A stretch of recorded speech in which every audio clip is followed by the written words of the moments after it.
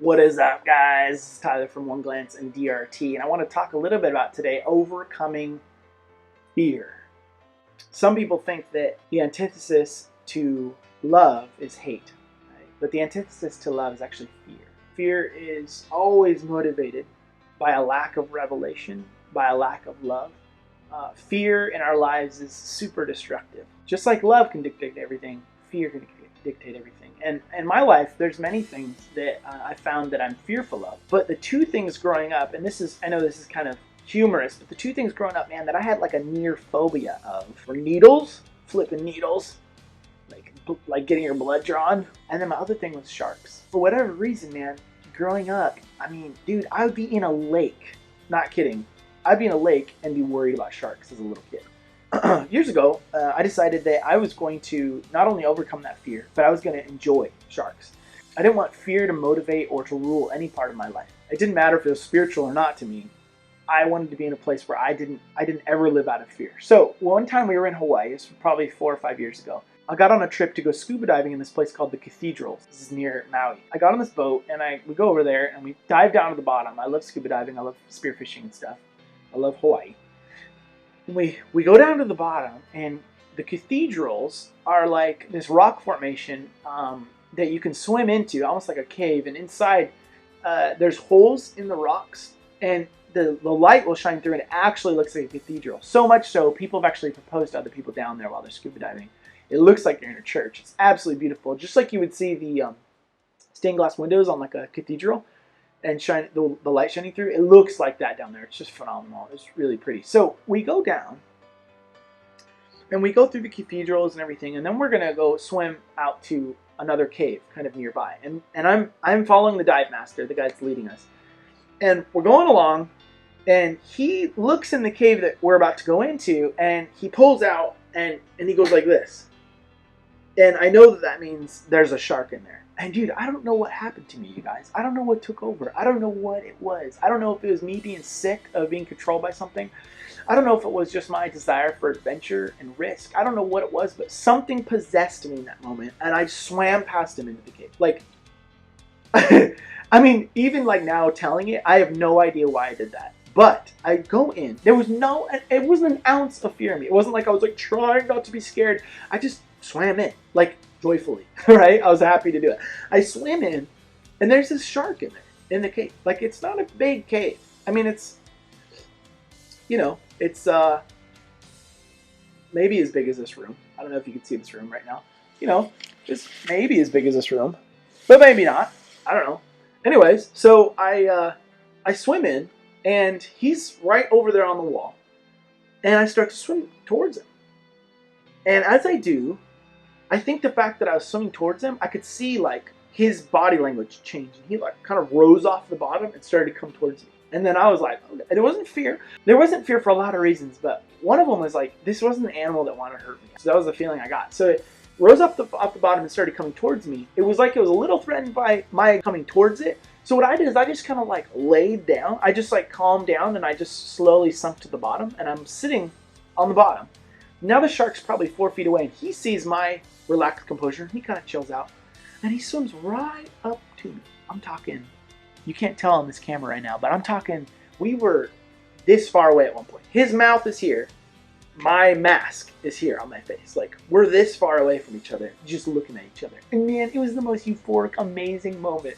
It was like I'm face to face with my fear, and I find out that there's nothing to be scared of, that it's just absolute beauty on the other side of this thing, that it's not tear off your arm, horror, blood, stuff. It's this creature that God made that's been around since like prehistoric era, has these massive gills on his side. He's just amazing looking, and I'm just blown away. I'm like, how have I always perceived life through this lens of fear with this animal? But that's the reality with fear. The enemy has no authority. The only thing he can do, because he doesn't have any authority, Jesus said, all authority I have, right? And so if he has all the authority, someone else has no authority. So the enemy doesn't have any authority. So what that makes him do, the only thing he can do, is function out of intimidation and fear. Because neither one of those things needs any real substance, right? So what I mean by that is, When Jesus would speak, there was substance behind his words. There was authority. There was reality behind his words. But for the enemy, because he doesn't have any authority, because he doesn't have any real power, right? All he can do is try to get people to think that there is something to worry about, to blind them, to scare them. If he can intimidate you or he can get you into fear, he can have power over you. But if you know that God's for you, if you know that there's nothing to fear, if you know there's nothing to be intimidated about, if you don't bend your knee to those realities, you'll always be victorious over the enemy. All right? So it was just amazing to see something in my life that I was so terrified about, to have the veil pulled off and realize that all that was behind it was beauty.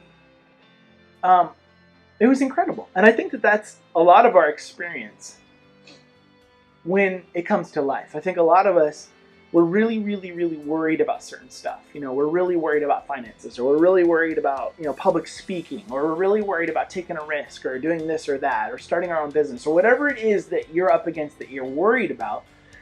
And then we jump into it with God and we find out that there was nothing to be concerned about in the end, because he's holding our hands. He's with us. That fear has no place in us. Fear doesn't have any authority over us. It's us that gives fear or intimidation the place to attack and the foothold if we give it. But we don't need to. So the way to stay out of fear is to stay in love. There is no fear in love. Perfect love does cast out fear. So you guys be blessed. Just receive that fearless love. Receive the love that just pushes fear out of the situation. Whether it be about your finances or maybe family sicknesses or whatever it may be. Right now, to just receive the love of God that will convince your heart that God is for you, which will then let you not be fearful or intimidated by situations, by circumstances, by the enemy himself. Right now, just a victorious mindset, Lord, right now, in Jesus' name. In Jesus' name. Love you guys. You guys are awesome. And if you've never read some of our books, check them out. Stories of the Supernatural. It was a bestseller on Amazon. It's #1. It beat out some pretty big books for a while on the list. It was awesome. Stories of the Supernatural, short stories of testimonies, people being healed and stuff like that on the street. It's really fun. That was back in the day. It was good. We still love to do that stuff, but man, that was like back when that stuff was kind of starting. It was kind of new. 2008. It was fun. How to Raise the Dead. Really, it's just teachings about intimacy with God, about the goodness of God. We have some resurrection testimonies in there. But really, if you want to work in signs and wonders, you want to raise the dead, all that stuff, just fall in love with Jesus. That's what the book's about. It's about the nature of God. Sometimes the title turns people off. They go, how to raise the dead? What? But really, you want to raise the dead, you want to do anything in this life, fall in love with Jesus. He'll show you the way to making that happen as you fall in love with him. As you delight yourself in the Lord, he'll give you the desire of your heart. So, next book, The Coming, is a fiction. It's kind of a insight into the nature of Jesus, especially at the end times. And it's a lot of fun. I promise it's amazing. Then we wrote another fiction that follows The Coming called The Unredeemed, and it is all about heaven and hell and the reality of God's love in the midst of those two realities. So check them out if you haven't, and be blessed today. Love you guys. Bye.